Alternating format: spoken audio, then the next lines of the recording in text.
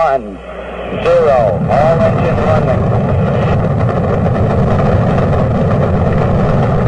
20 जुलाई 1969 को अमेरिका के aeronautical engineer और सेना के पायलट नील आर्मस्ट्रांग ने चांद पर पहला मानव कदम रखा था।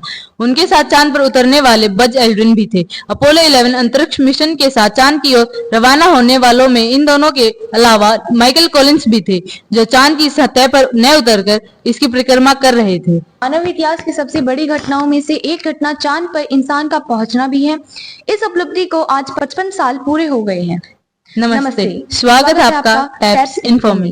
नासा के अपोलो 11 मून मिशन की 55वीं सालगिरह के मौके पर आज हम चांद पर इंसान के पहुंचने की कुछ जानकारी साझा करेंगे।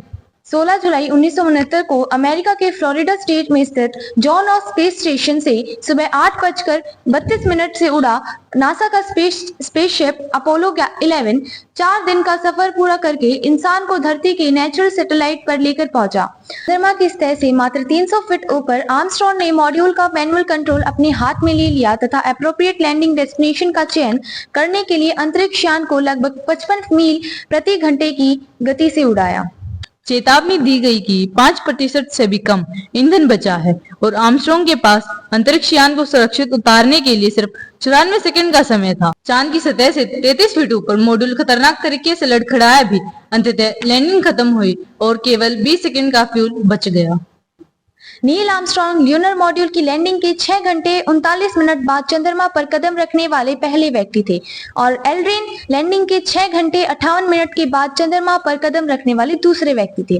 वे 20 जुलाई 1969 को 20.17 यूटीसी पर चंद्रमा के उस स्थान पर उतरे जिसे उन्होंने ट्रैंक्विलिटी बेस नाम दिया और इस जगह ल्यूनर मॉड्यूल पूरे 21 घंटे और 31 मिनट खड़ा रहा। चांद की सतह पर नील आर्मस्ट्रांग और एल्ड्रिन ने एक साथ साइट की खोज में 2.25 घंटे बिताए। इस दौरान उन्होंने अनुसंधान और अध्ययन के लिए पृथ्वी पर लाने हेतु 47.5 पाउंड यानी लगभग 21.5 किलोग्राम चंद्र सामग्री एकत्र की।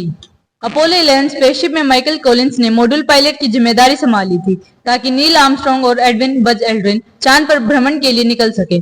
जिस लूनार मॉड्यूल से ये दोनों एस्ट्रोनॉट्स अपोलो 11 से निकलकर चांद तक पहुंच सके उसे द ईगल नाम दिया गया।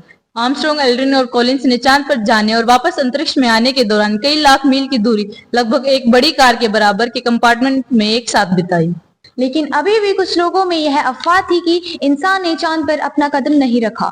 इन अफवाह और कहानियों को हवा तब मिलनी शुरू हुई जब 1976 में एक किताब प्रकाशित हुई जिसका नाम है we never went to the moon, America's 30 million swindle. किताब में कई ऐसी बातों और तर्कों का उल्लेख किया गया था जिनका चांद पर इंसान के उतरने के दावे को झूठ बताने वाले लोगों ने समर्थन किया। पहले दावे के तौर पर किताब में उस फोटो को शामिल किया गया है जिसमें चांद की सतह पर गाड़ा गया अमेरिकी झंडा लहराते हुए दिख रहा है और तस्वीर में पीछे कोई तारा भी नहीं नजर आ रहा है। हालांकि इसका वैज्ञानिक तर्क यह है कि वो सिल्वर्टेन थी और चंद्रमा पर ग्रेविटी पृथ्वी की तुलना में 6 गुना कम होने के कारण यह लहराता नजर आ रहा था। तारों का फोटो में न दिख पाना इसीलिए है क्योंकि चंद्रमा की सतह सूरज की लाइट को दर्शाती है और तस्वीरों में बहुत चमकीली दिखाई देती है। वह चमक तारों की लाइट को सुस्त कर देती है क्योंकि तारों की लाइट बहुत कमजोर है। चंद्रमा पर दिखाए गए पैरों के निशान भी इन अफवाहों का हिस्सा है। अफवाह है कि चंद्रमा पर नमी ना होने की वजह से इस तरह के निशान नहीं पड़ सकते जैसे फोटो में दिखाई दे रहे हैं। लेकिन सच यह है कि चंद्रमा मिट्टी की चट्टानों और धूल की एक परत से ढका हुआ है और यह परत कदम रखने पर आसानी से संकुचित हो जाती है।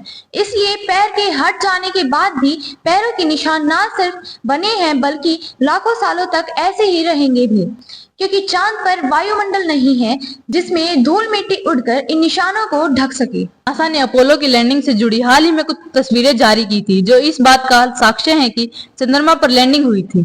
इन तस्वीरों के अलावा अपोलो 11 की लैंडिंग साइट पर मिट्टी में छोड़े गए निशान और यहाँ तक कि लूनार मॉड्यूल के अवशेष आज भी देखे जा सकते हैं।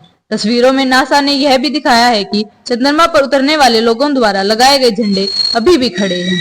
आज अफवाहों को खारिज किया जा चुका है पर अफवाहें फिर भी काफी प्रसिद्ध है।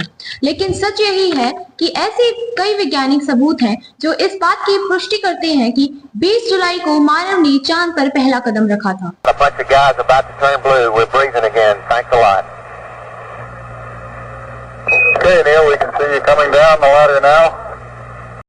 चांद पर लैंडिंग के इतिहास बनने का पहला प्रसारण वर्ष 1969 में लाखों लोगों ने देखा। द ईगल मॉड्यूल की सीढ़ियों से उतरकर नील आर्मस्ट्रांग ने चांद पर अपना पहला कदम रखा और बोले, ये इंसान का एक छोटा सा कदम है, लेकिन मानवता की लंबी छलांग है। हम मानवता की भलाई के लिए यहाँ आए हैं। बज़ एल्ड्रिन ने कहा, शानदार एकांत। जब नील आर्मस्ट्रांग, बज एड्रिन और माइकल कॉलिंस चांद से धरती पर लौटे तो प्रशांत महासागर यानी पैसिफिक ओशन में उनकी लैंडिंग हुई। चांद से होने वाली किसी बीमारी की आशंका के चलते उन्हें अगले 3 हफ्ते अमेरिकन नेवी के जहाज यूएसए हॉर्नेट पर क्वारंटाइन करके रखा गया। धन्यवाद। मिलेंगे टेप्स इन्फो की नई वीडियो में एक नई जानकारी के साथ।